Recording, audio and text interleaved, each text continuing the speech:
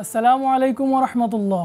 আলহামদুলিল্লাহ ওয়াসসালাতু ওয়াসসালামু আলা রাসূলিল্লাহ ওয়া আলা আলিহি ওয়া আসহাবিহি ওয়া মান ওয়ালা আম্মা বাদ।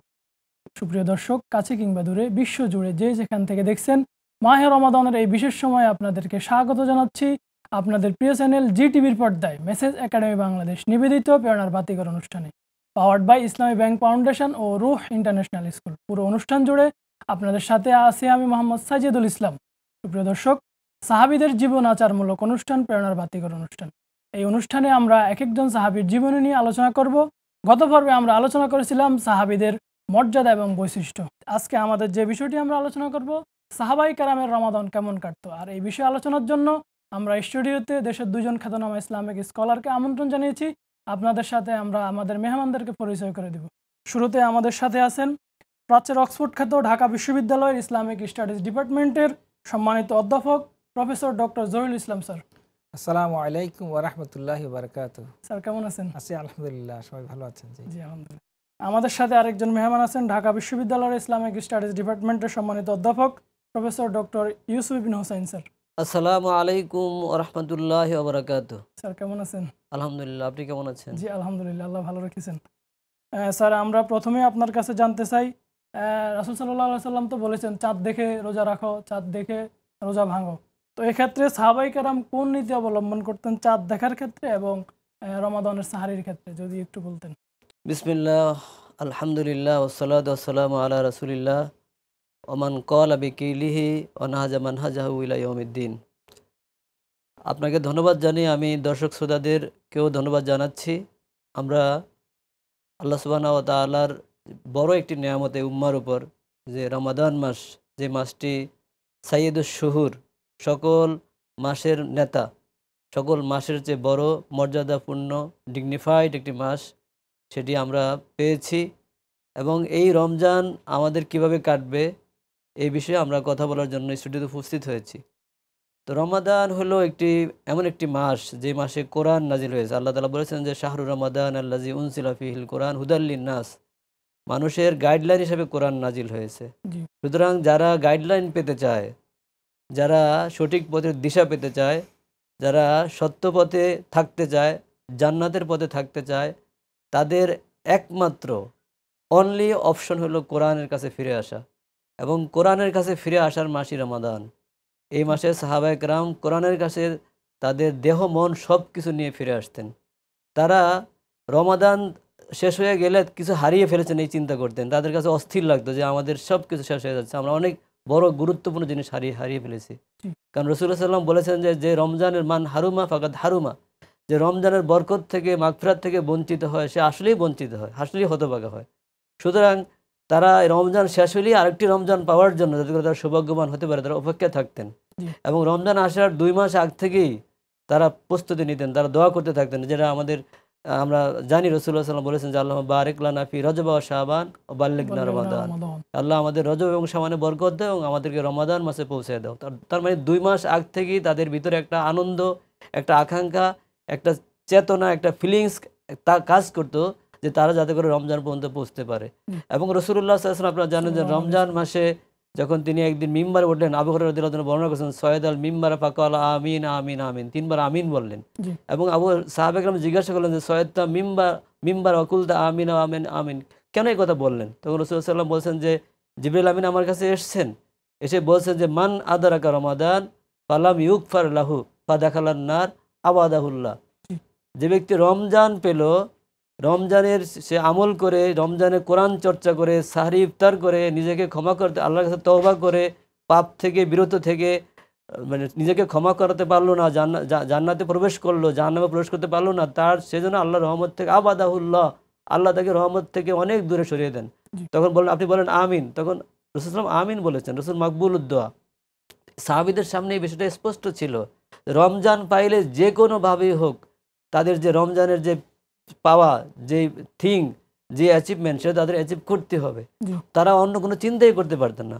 এই জন্য তারা রমজানের প্রস্তুতি নিতেন এবং যখন রমজানের চাঁদ ওঠার জন্য তারা অপেক্ষা করতেন। রমজানের চাঁদ দেখা, আপনারা জানেন, সুন্নাহ, রাসূলুল্লাহ সাল্লাল্লাহু আলাইহি ওয়াসাল্লামের একটি সুন্নাহকে প্রাণবন্ত করা, এটি সাহাবায়ে কেরাম অক্ষরে অক্ষরে পালন করতেন।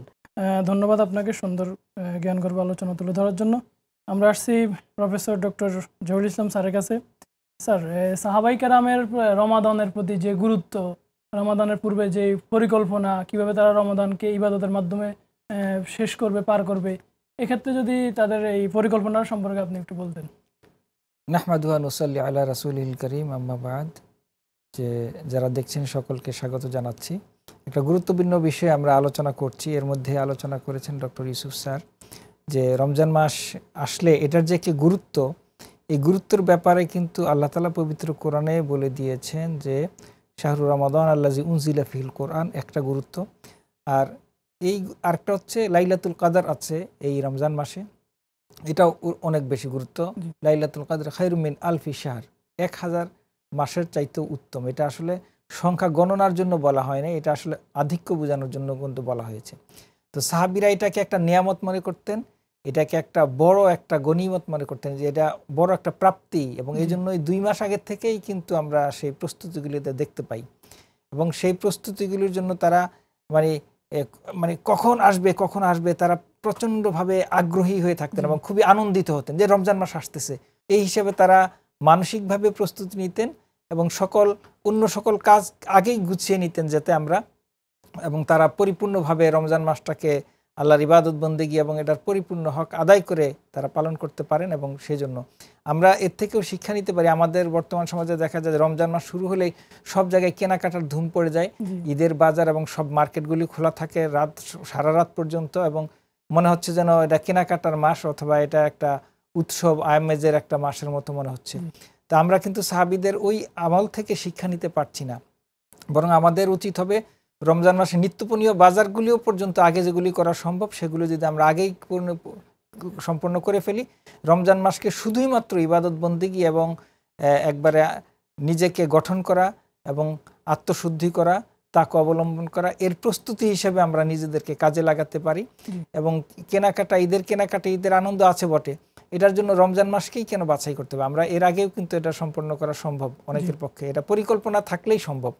আমরা সাহাবীদের মধ্যে যদি পরিকল্পনা নিতে পারি যে আমরা আগের থেকেই অন্য সব কাজ থেকে আমি ফ্রি হয়ে থাকব, আমি রমজান মাসে শুধুমাত্র আবার আল্লাহর ইবাদত বন্দেগী, কোরআন তেলাওয়াত, কোরআন মুখস্থ করা, কোরআনের উপর আমল করা এবং কিয়ামুল লাইল এবং দিনের বেলা রোজাকে পরিপূর্ণভাবে হক আদায় করা, সেই প্রস্তুতি নিতে পারি, তাহলে আমরা এটার প্রস্তুতিটা এবং সাহাবীদের আমল থেকে এটা শিক্ষা নিতে পারি। ধন্যবাদ। সুন্দর একটি আলোচনা তুলে ধরার জন্য আমরা আসছি প্রফেসর ডক্টর ইউসুফ ইবনে হুসাইন স্যার আপনার কাছে। রমাদানের ক্ষেত্রে সাহাবীদের যেই আমল, দিনের বেলায় আমল, রাতের বেলায় আমল, তারপরে কোরআন চর্চা, কোরআন তেলাওয়াত, এক্ষেত্রে সাহাবীদের কেমন আমল ছিল যদি একটু বলতেন স্যার। ধন্যবাদ আপনাকে। রমজান হলো কোরআনের মাস, আমরা সবাই জানি।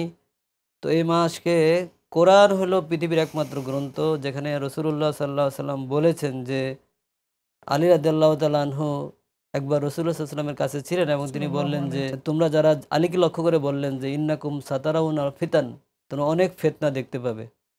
তখন আলী রাদিয়াল্লাহু তাআলা জিজ্ঞেস করলেন, ইয়া রাসূলুল্লাহ মাল মাখরাজ বাল মুখরিজ মিনহা, এখান থেকে বের হওয়ার রাস্তা কি? তখন তিনি বলেন কিতাবুল্লাহ, এটা থেকে বের হওয়ার একমাত্র রাস্তা হলো আল্লাহর কিতাব। এখানে সব কিছু আছে। এখানে মান ক্বালা বিহি সাদাক, ওমান দা ইলাই হুদিয়া ইলা সিরাতিল মুস্তাকিম, ওমান হাকামা বিহি আদাল। এই কোরআন দিয়ে যে ডাকবে সেই সঠিক পথে আছে, যে কোরআন দিয়ে বিচার করবে সেই সঠিক বিচার করবে, যে কোরআনের দিয়ে কথা বলবে সেই সত্য কথা বলবে। তো এটা হুয়াল ফায়সাল, এটা হলো সত্য মিথ্যার ফয়সালাকারী। আজকে আমাদের সমাজে, বিশ্ব ব্যবস্থায় নানা ধরনের জটিলতা, পঙ্কিলতা, নোংরামি, অন্যায়, অবিচার, বৈষম্য, জুলুম, নিপীড়ন, একেবারে আমরা আকণ্ঠ ডুবে আছি। এখান থেকে পরিত্রাণ পাওয়ার একমাত্র উপায় হলো কোরআন। এবং সাহাবায়ে কেরাম সেটা করতেন। সাহাবায়ে কেরাম রাদিয়াল্লাহু তাআলা আলাইহিম আজমাইন, তারা কোরআন পড়তেন, কোরআনের অর্থ বুঝতেন এবং তারা কোরআনের অর্থ নিজের জীবনে বাস্তবায়ন করতেন। এবং জুনদুব রাদিয়াল্লাহু তাআলা বলছেন যে আমরা কোরআনের কোনো আয়াত পড়ে ওই আয়াতে কী আছে সেটা আমরা বুঝে সে আমাদের জীবনে বাস্তবায়ন করতাম, পরে আমরা আরেকটি আয়াত পড়তাম। সাহাবায়ে কেরাম এভাবে কোরআনকে মিন করেছেন, যেটা ফায়ুদারিসুল কোরআন, মোদারাসা করতেন জিবরাইলের সাথে।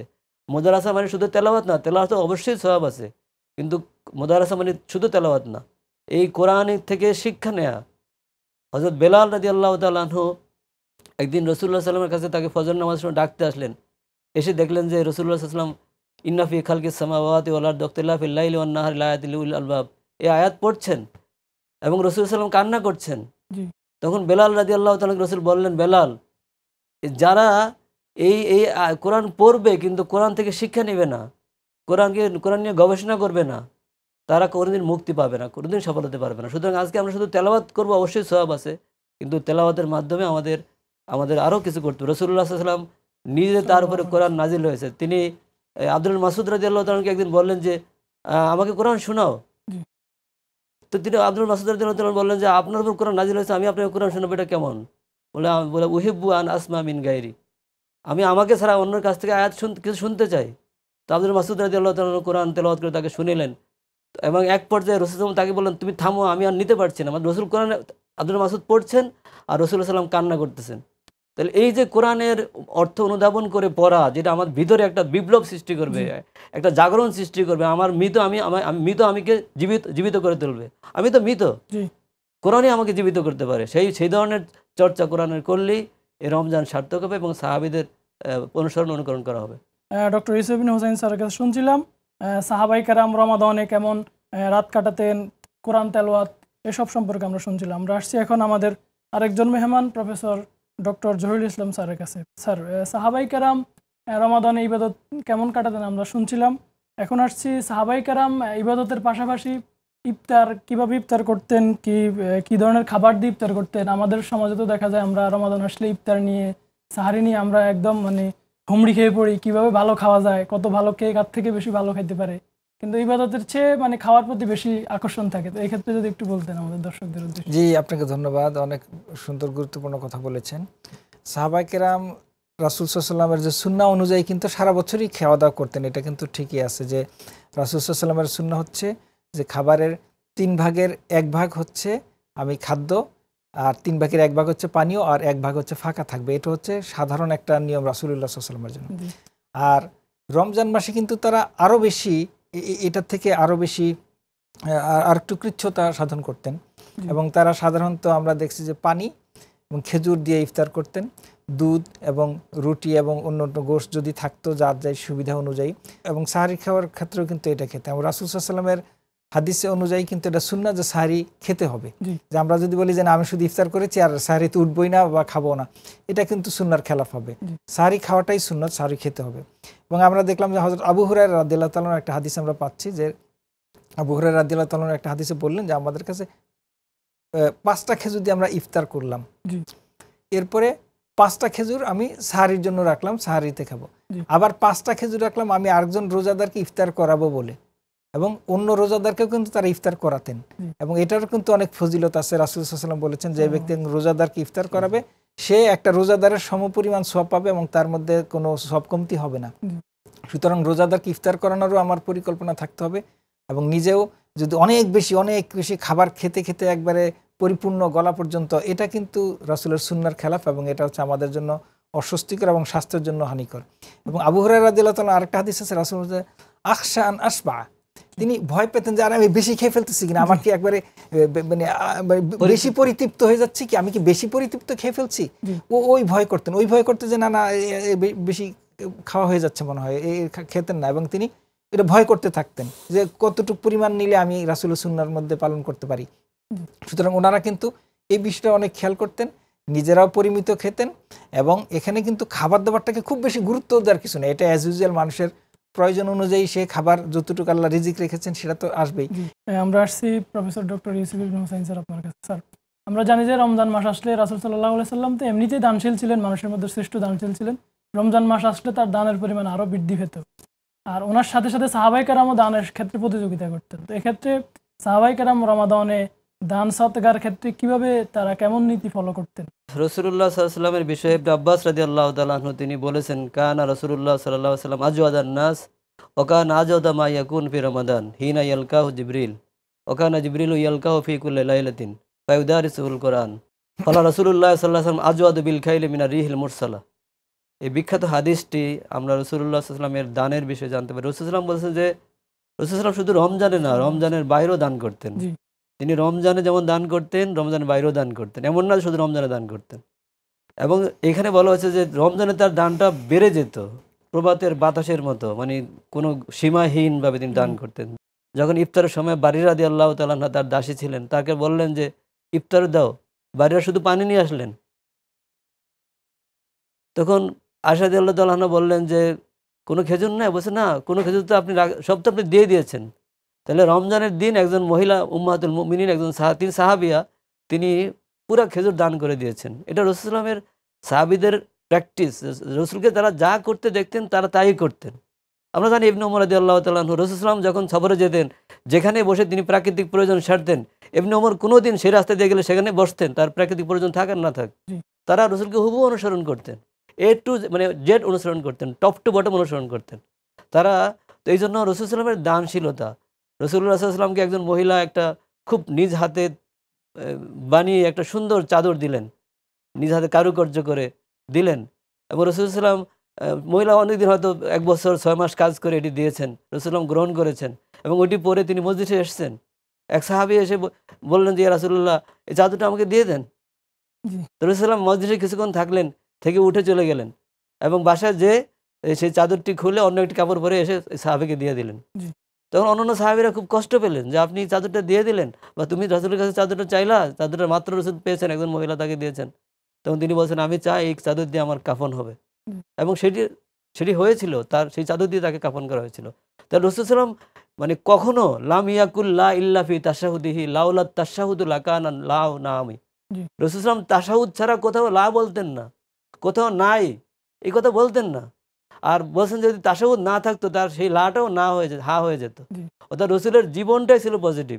এবং আপনার জানেন যে মুদার অভিযান, যেটি ইসলামের ইতিহাসে অত্যন্ত মর্মান্তিক একটি অভিযান, যেখানে ৩ জন সাহাবী পরপর শাহাদাত বরণ করেছেন, যায়েদ ইবনে হারেসা, জাফর ইবনে আবি তালেব এবং আব্দুল্লাহ ইবনে রাওয়াহা।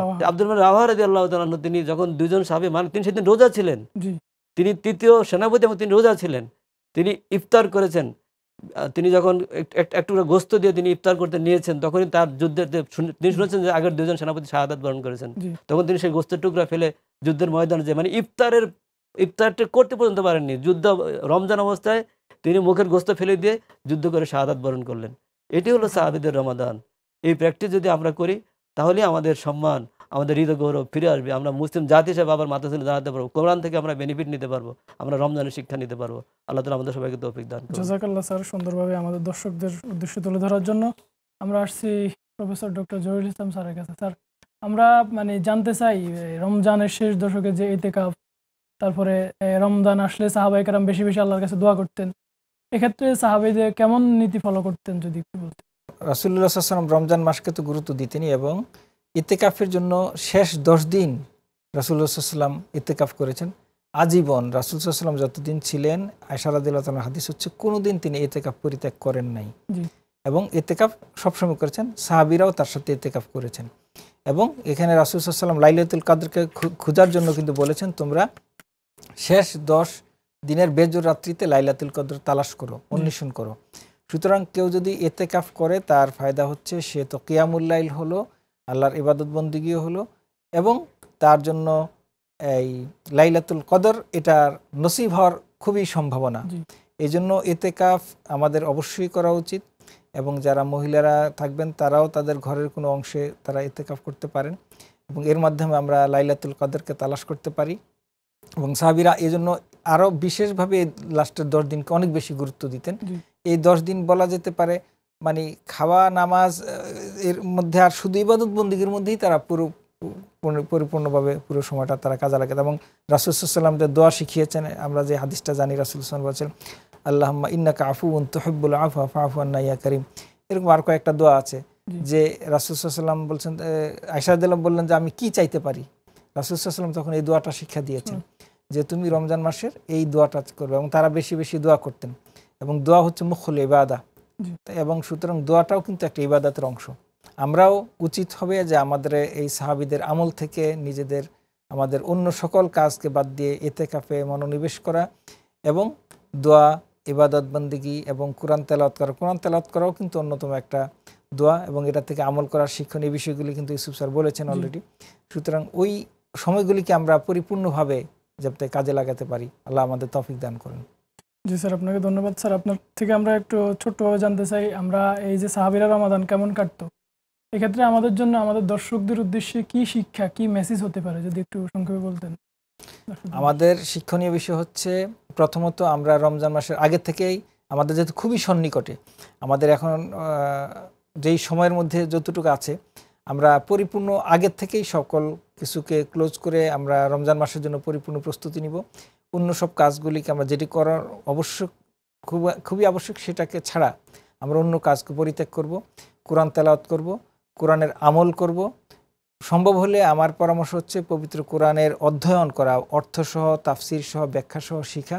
এবং যতটুকু আমরা যদি কোরআনে এক খতম কোরআন করতে পারি তাফসির সহ, ব্যাখ্যা সহ, এটা আমাদের জন্য খুবই একটা ভালো দিক হবে।